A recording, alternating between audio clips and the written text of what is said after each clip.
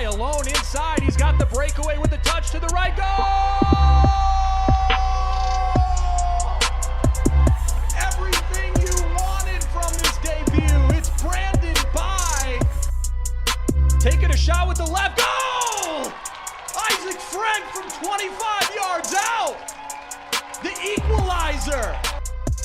Will Kidd with the touch of the goal. It's a go-ahead goal. Minneapolis City. This is the People's Pitch Podcast, the official podcast of your Minneapolis City Soccer Club, brought to you by Summit Brewing Company. Straight out of South Minneapolis, this is the People's Pitch Podcast, the one and only official podcast of Minneapolis City SC.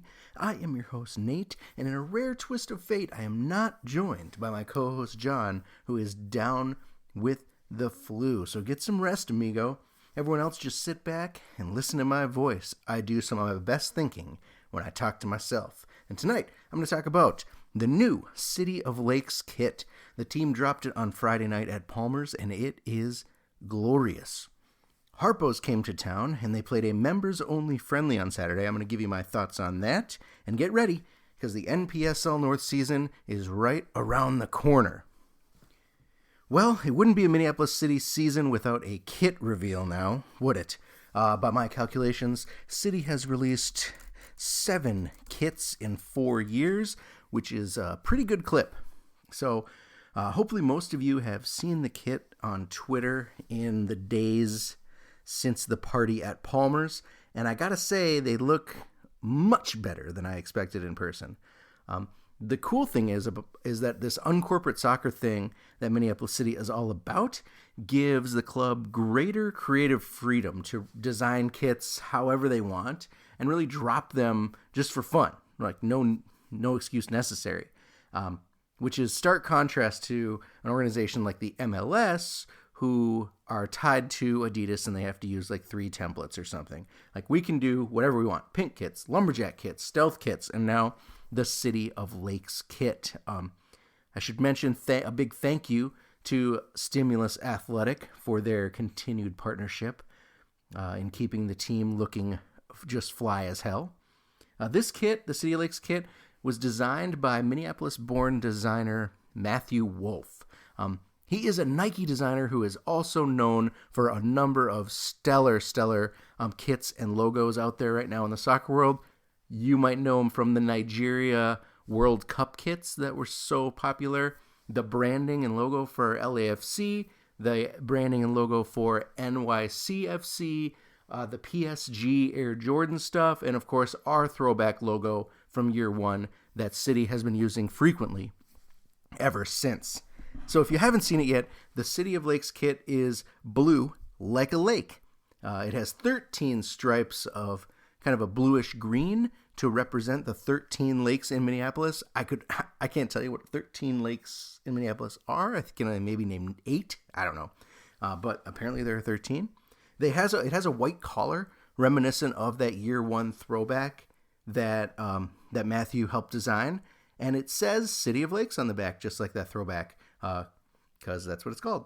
But my favorite detail, I think, of all of them is the one piece, the pop of color, the pink crow that is on the bottom of each of the numbers on the back, similar to how the Premier League does, like the lion at the bottom of the numbers, things like that. We've got a crow, and it is sweet. And the best part is about these kits is that they fit truer to your real size than the regular home and aways. So no need to order 3 sizes up. No need to order a triple XL or a quadruple XL if you're just a normal size human being. So you can just order a normal XL. They fit closer to normal soccer kits. So you can get them now at the club shop. You can go online and buy them, or you can go in person next time the club shop is open. I know I plan to for sure and use my 10% member discount, save me some money. The big news from the weekend, besides this kit drop on Friday night, was the fans' first chance of the year to see Minneapolis City in action against visiting friends Harpos FC from Boulder, Colorado. We went down to Winter Park in Eden Prairie, where number of members, old and new, gathered alongside some Harpos friends and family. It was a really good crowd. I got to meet a lot of new members, saw some old friends that I hadn't seen in a couple seasons, so that was really cool. There were no programs, of course. This is a pretty casual affair, so I can't say I have any idea who the Harpos players were. I wish that I could. I'm sorry. But I can tell you that these Harpos players were tall. They had a really big team. We joked about, asking them what kind of stuff they feed them in Colorado. I said CBD, and they one-upped me and answered just flat out weed. If you're curious who the starting lineup for the Crows were, however, I can hook you up with that. So in net, we had Matt Elder. Right back, we had Aaron Olson. Our center backs were Trey Benhart and Miles Norville. Our left back was Matt Murakami. And we had a midfield made up of Chuck sitting deeper, with Max Stiegwart and Martin Brown Jr. Sitting a little bit ahead of him. And then our forwards were Whitney up top, Will Kidd on the left wing, and Nick Hutton on the right wing. Now, I want to remind everyone that John dropped hints last week that we shouldn't really be expecting the team to be in full form. I remember getting a little excited about going to watch this game and getting ready for the Crows to just crush. And he said, whoa. Don't get your hopes up. We got some stuff to work on. And so at this game, I got the feeling that we were definitely trying some new things, maybe testing a formation and some movement here and there, putting some players in some new places. And in my opinion, I think, that it was a good opportunity to do that. And it definitely showed. There were some players that you could tell were new to the team, new to working together and that sort of thing, and that's fine.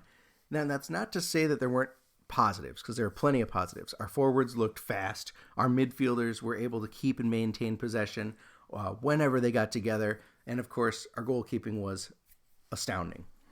But I think this formation, as it was put into use, left a lot of space in the middle for Harpos to exploit with some of their big dudes. And our midfielders didn't seem to be too linked up yet.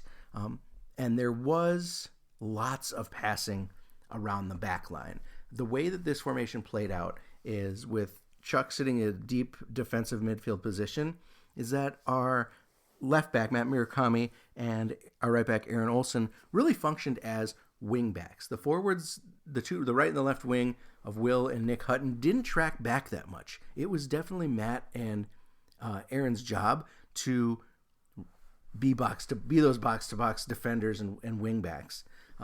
When they did that, when they moved far up the field, it was Charlie Adams' job to drop back and defend and help that back line. And then, in effect, it became a three-man back line. The problem with that I found is that when Harpos pressured us, or when there weren't a lot of options to start building the play out of the backfield, it really just became kind of a triangle passing drill between Trey, Miles, and Chuck, until either Chuck could dribble his way out of trouble or find that pass to the midfield, or Miles could play a long ball to someone moving forward. And I mention this because I have a feeling that Harpos talked about it in the locker room at halftime, and we'll get to that in a second. But halftime came and went. It was 0-0. Matt Elder made a number of stellar saves. Charlie, Whitney, a number of good chances from them, but nothing really dropped one way or the other for either team. So scoreless at the half. In the second half, the team made some changes. Matt Elder leaves, and Jeremy Clark ends up in net, new goalkeeper for the team. Trey Benhart hits the bench in favor of Jonah Garcia. Abdallah Ba goes wide instead of Matt Murakami. Chuck stays where he was. Max Stiegwart stays where he was. Timmy Wills comes in for Martin Brown at the 10. And then Ben Wexler and new signing Zahir ended up on the right and the left wing, with Whitney still up top. Now, last week, John hinted at a few more signings, and I think we saw one debut on Saturday. Nothing official has been announced, but Jeremy Clark took over for Matt Elder in the second half. And if you're not familiar like me. Jeremy Clark is a former UC Santa Barbara coach, and he is the current United Academy goalkeeper coach. He's an older presence in the net with tons of experience, but I'll tell you what, that experience didn't help him out when a Harpo player by the name of Shane Wheeler jumped right on one of those passes around the backfield that I was talking about and scored. I was watching the game with a buddy of mine. Our kids play soccer together, and that's one thing he pointed out is like a lot of passing between those center backs. All someone has to do is pounce on one of those, and they're in on net, and that's exactly what happened to start the half. So suddenly, 1-0 with 45 minutes to go in the game, and the second half just turned into more experimentation from Minneapolis City, more attempts to get upfield and to build that play that didn't come to fruition. But the second half also saw some interesting stuff. U23 players Josue Patuli, who came in on defense, and Nils Gilbrunson came in as a forward. These kids are tall. The kids these days are so big. It'll be really cool to see how both of these guys develop. It was great game minutes for Josue, especially considering Harpos were doing quite a lot of attacking in the second half, and Jeremy was, much like Matt Elder, kept quite busy in net. We also had an injury scare as Wex collided with a Harpo, and he just dropped. He hit the ground like a sack of potatoes. Definitely quite worrisome. Thought there could have been a concussion there, or he might have been knocked out, but it turns out he was just laying there, taking a couple breaths. He was all right in the end. All in all, the game ends with Harpo's 1-0 victory. Very cool to have them in town. Very cool to see City in action. I think the team was able to hopefully identify a number of things to work on. I'm no coach. I'm just an observer. But if I were to prioritize, I would definitely be working on that build-up play out of the backfield, making sure that there is a little bit more of a link up and down the field. As it were, there's a lot of open space in midfield that makes it difficult to keep possession at times. Definitely eliminate that midfield gap as a priority. And finally, defensive organization. It's the thing that cost us the goal. It also cost a number of chances. Harpos had a number of really good open net chances that were skied over the crossbar. I think there's one I can remember in the first half, one I can remember in the second half for sure. But from reading the game day feed, it sounds like there were a couple more than that I can't recall off the top of my head. But overall, I'm going to say tons of positives to take away and definitely some pleasant surprises. I don't want to dwell on the negative since it was a training match, since we did identify that, the team had some stuff they were trying to work on, kinks they were trying to work out, and, new players that they were trying to get into the mix. Definitely some pleasant surprises, though. Matt Murakami starting at left back was surprisingly big. I don't remember him being this big last year, and he is really, really fast. Last year we didn't really see him besides a few minutes here and there at a deeper midfield position. But let me tell you, this guy can stretch the field and get back on defense in a hurry. Chuck at CDM at the defensive mid position was also a pleasant surprise.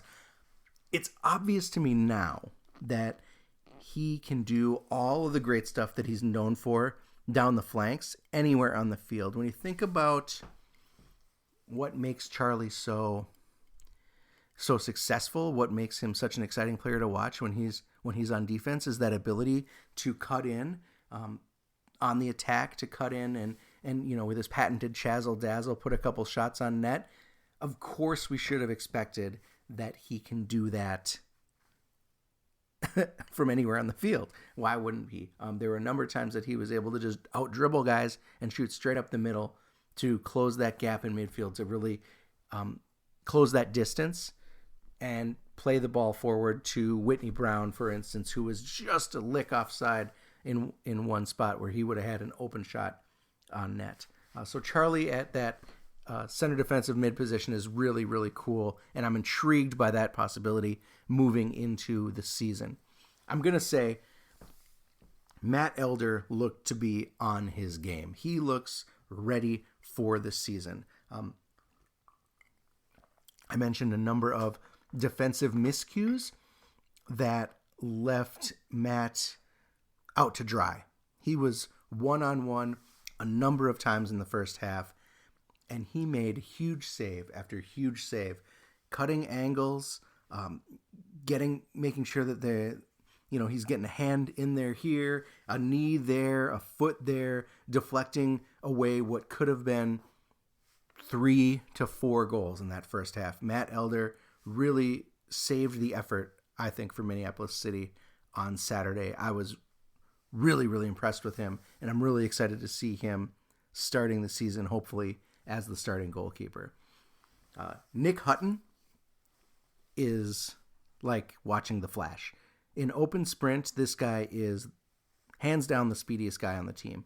I was standing next to new City player Kevin Andrews and his mom, and I don't think, obviously Kevin hasn't seen Nick play before, but that was all he could keep saying is like, this guy is fast. Whether it's tracking back, Nick tracking back to help on D. There was a time when he, almost like he was coming out of the blocks, he did a quick little back pass to, I believe it was Aaron Olson on his side, and tracked back a couple 3 feet, turned around, and looked like he was off to the races. He shot straight down the line, chasing a perfect through ball from Aaron, and it was only thanks to a well-timed cut over from a Harpos defender that Nick was cut off and couldn't get a shot off. It was the fastest I've ever seen anyone move on the soccer field in person. All in all, I think a great taste of Minneapolis City in advance of next week's season opener. Again, big thank you to Harpos for being great guests, and we look forward to the return leg in the Rockies coming up later in the summer. Well, next week's show, we'll be previewing our NPSL opener in advance of Dakota Fusion coming to town. They'll be here May 11th, next Saturday. But the NPSL North season will have already begun. Duluth FC welcomes Sioux Falls Thunder to Duluth East High School this Sunday, May 5th. It promises to be a chilly welcome for Sioux Falls, I think in more ways than one, for a club that really does struggle, or has struggled historically, to put out consistent results.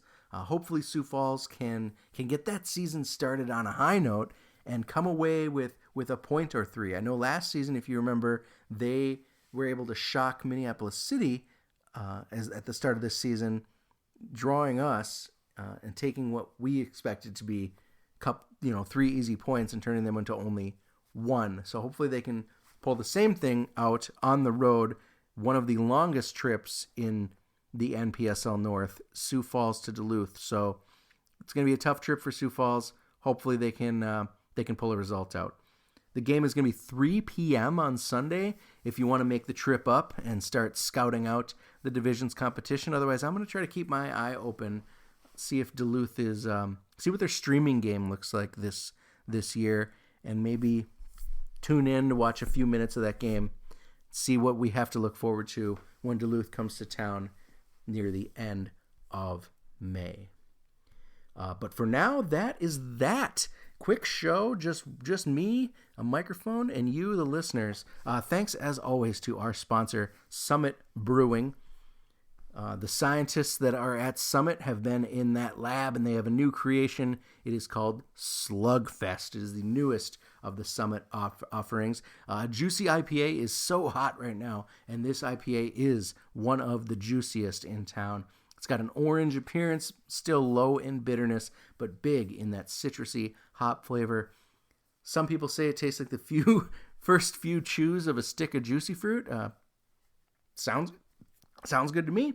Get to your local watering hole and get a Slugfest on tap today. Summit, a more meaningful brew since 1986. If giving back to the community means a lot to you, maybe it is time to give to the club that gives back. Minneapolis City is a 501c3 that provides a safe, reliable, and fun environment for young people to play the beautiful game. Look for us this summer playing with kids in parks and community centers, and at the free play that we're going to be doing all around the city, and consider a tax-deductible donation to a true city-focused organization.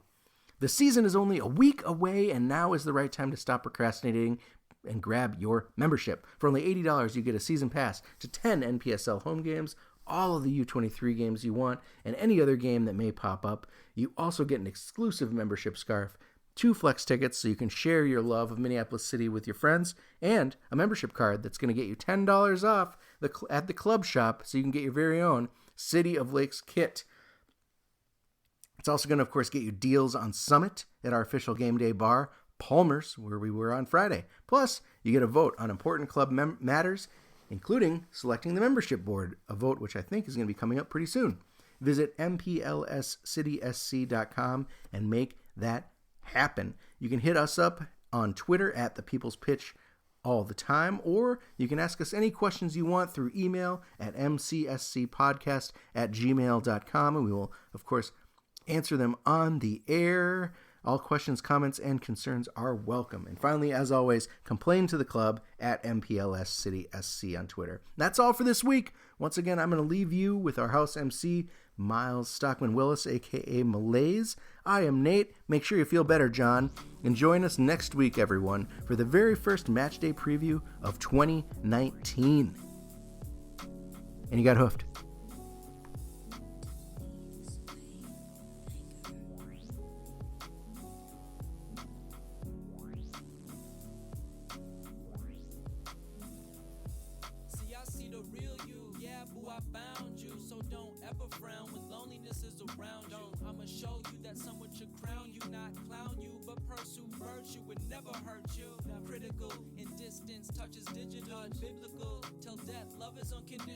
Telling us we're a team and not two individuals. For you I give my spleen, the spiritual and the physical. Loving what is fragile isn't always fixable, but I see what's invisible. See it with facts, visuals. Grab my hand, hold it. We gon' think the unthinkable. I promise we will float, that our boat's unsinkable. I promise I'ma drown in you, let you drown in me. Reveal the recipe, you I love to overfeed. I love it. Let's proceed slowly, not go bad like moldy. Ravioli, rigatoni.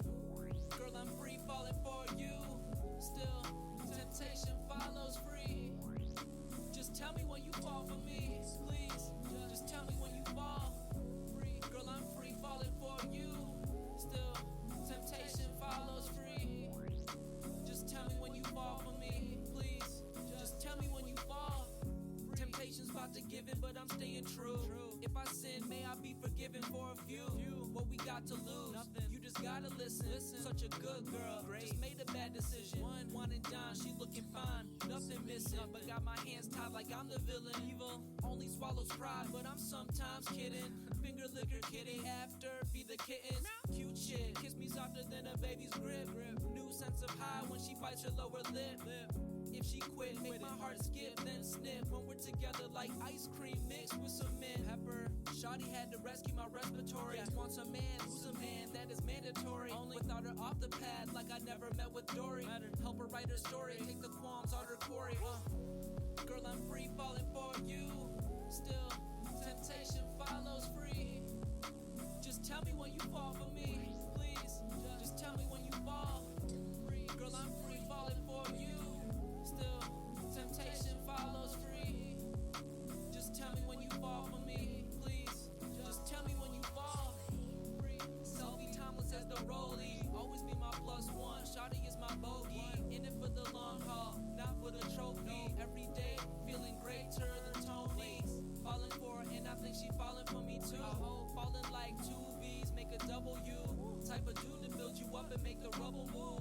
Type of dude to have my phone out all in front of you. Only cause you got my back. Presence always sets the mood. Never starts any trouble without any proof. No problems if there was, make the puzzle poof. Laugh it off. Goofballs, you should see the spoof. Girl, I'm free falling for you. Still, temptation follows free. Just tell me when you fall for me, please. Just tell me when you